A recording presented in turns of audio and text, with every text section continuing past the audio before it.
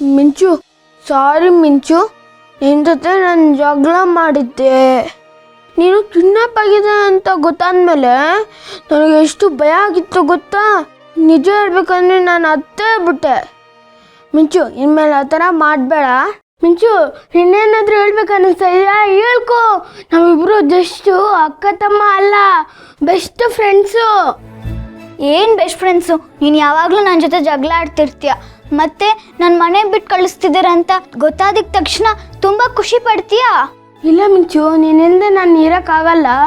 ನೀನಿಲ್ಲದೆ ಮನೆಯೇ ಸೈಲೆಂಟ್ ಆಗಿಬಿಡಿತ್ತು ಗೊತ್ತಾ. ಸಾರಿ, ನಂದೇ ತಪ್ಪಾಯಿತು. ಇನ್ಮೇಲೆ ಗುಡ್ ಬಾಯ್ ಥರ ಇರ್ತೀನಿ, ಸರಿನಾ? ಸಾರಿ, ನನ್ನನ್ನು ಕ್ಷಮಿಸ್ಬಿಡು. ಇಟ್ಸ್ ಓಕೆ, ನಂದು ಕೂಡ ತಪ್ಪಾಯಿತು. ಸಾರಿ ಅಪ್ಪು. ಸರಿ, ಈಗ ಮತ್ತೆ ಜಗಳ ಆಡೋಣ? ಹ್ಞೂ, ಆಡೋಣ. ಆದರೆ 5 ಮಿನಿಟ್ಸ್ ಆದಮೇಲೆ ಸಾರಿ ಕೇಳ್ಬಿಡ್ಬೇಕು, ಅದನ್ನೇ ಇಟ್ಕೊಂಡು ಇರಬಾರ್ದು. ಸರಿ, ಡೀಲ್. ಸಾರಿ ಹೇಳ್ಕೊಂಡೆ ಹೊಟ್ಟೆ ತುಂಬಿಸ್ಕೊಳ್ತೀರಾ ಇಲ್ಲ ಊಟನೂ ಮಾಡೋ ಪ್ಲಾನ್ ಇದೆಯಾ? ಏನೋ ಅಪ್ಪು, ಮಿಂಚು ಬಂದ್ಮೇಲೆ ಊಟ ಮಾಡ್ತೀನಿ ಅಂತ ಹೇಳಿದಂತೆ, ಈಗಾದ್ರೂ ಮಾಡ್ತೀಯಾ? ಮಾಡ್ತೀವಿ, ಆದರೆ ಫಸ್ಟು ಮಿಂಚು ತಿನ್ಲಿ. ಇಲ್ಲ ಅಮ್ಮ, ಅಪ್ಪು ತಿನ್ಲಿ. ಇಲ್ಲ, ಮಿಂಚಿನೇ ತಿನ್ಲಿ. ಇಲ್ಲ ಅಪ್ಪು. ಸರಿ, ಓಕೆ, ಜಗಳ ಮಾಡ್ಬಿಡಿ, ಇಬ್ರು ಒಟ್ಟಿಗೆ ತಿನ್ನಿ. ಹಾಗಾದ್ರೆ ನೀವೇ ತಿನ್ಬಿಡಿ.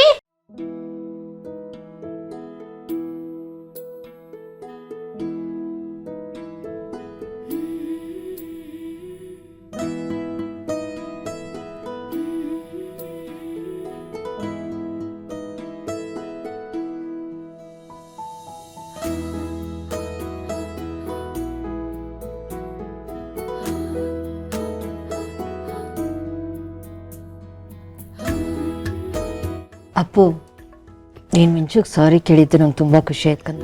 ಮಮ್ಮಿ, ನೀವೇ ಹೇಳಿದ್ರಲ್ಲ ಮಮ್ಮಿ, ತಪ್ಪು ಮಾಡಿದ್ರೆ ಸಾರಿ ಕೇಳಬೇಕು ಅಂತ. ಅದಕ್ಕೆ ನಾನು ತಪ್ಪು ಮಾಡಿದೆ, ಮಿಂಚಕ್ಕೆ ಸಾರಿ ಕೇಳಿದೆ.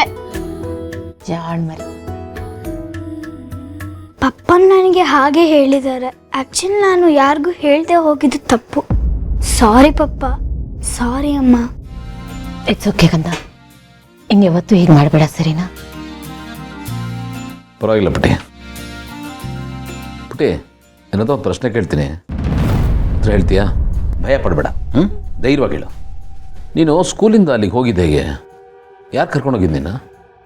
ಕೇಡಿ ಅಂಕಲ್ ಕರ್ಕೊಂಡೋದ್ರು ಅಂತ ಹೇಳ ಬೇಡವಾ?